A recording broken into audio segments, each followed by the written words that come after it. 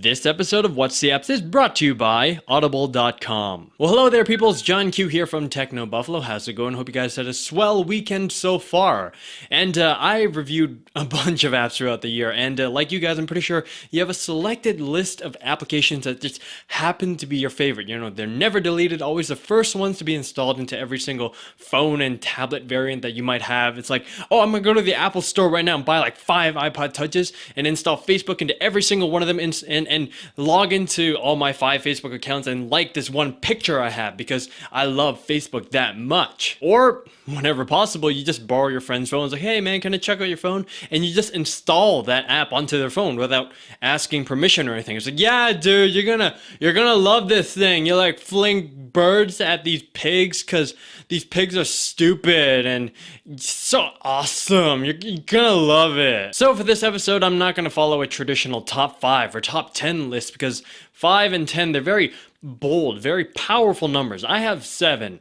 So that's kind of so here are my best 7 apps of 2011, and by best I mean they haven't been deleted and I happen to use them every single day. So hit me.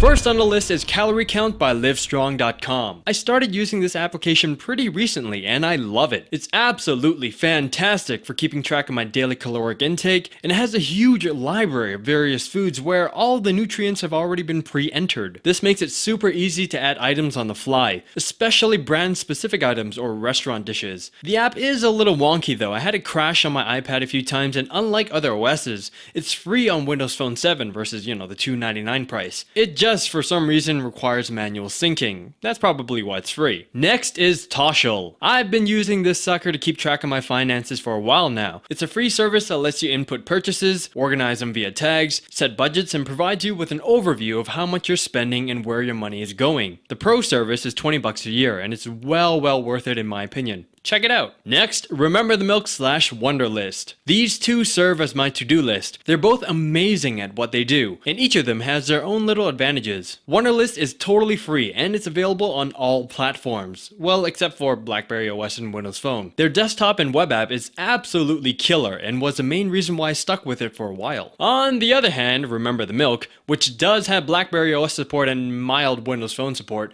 doesn't have a desktop app, and their web app isn't as modern and slick. From my experience, RTM is much better at syncing, which is very important. Either way, both of these services are awesome. Highly recommended. Next, Mobile RSS. It's an absolutely fan-freaking-tastic Google Reader app. It has a very familiar and intuitive kind of social networking email user interface, so it's very easy to use and to consume your web content. If you're like me and you're okay with ads, I'd recommend sticking with the free version. Next, Reddit Pics. Every day I'm shuffling through pictures. Totally ballin' app right here, especially on the iPad to relax and browse through all of the pictures submitted to Reddit. If you're a Redditor like myself, seriously check out this application if you haven't already. Speaking of checking things out, I'm gonna take some time to thank our wonderful friends at Audible.com. Audible.com is the leading provider in downloadable digital content and spoken word entertainment. Audible has over 100,000 titles to choose from to be downloaded directly onto your iPod or MP3 player to be played back anywhere, anytime.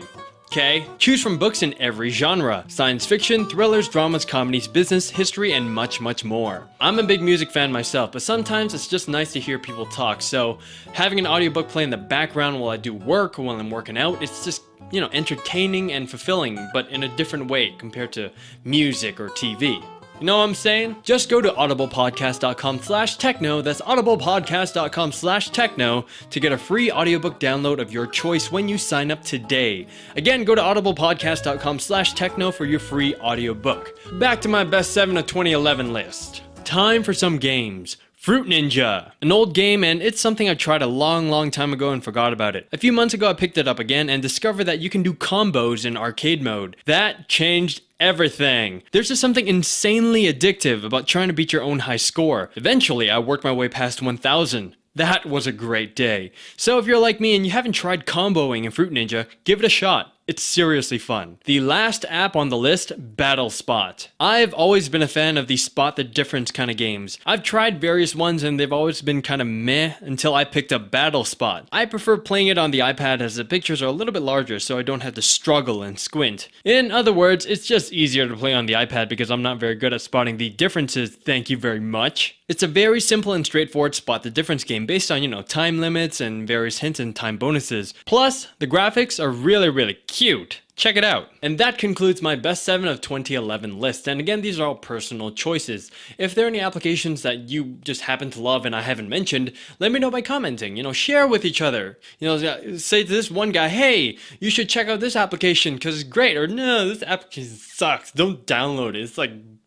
So I hope you guys enjoyed this episode. Have yourselves a safe, wonderful, and very happy holidays from myself, Noah, John R., the rest of Techno Buffalo, and the rest of Rev3. Take care, guys. I'll see you guys next year. Later.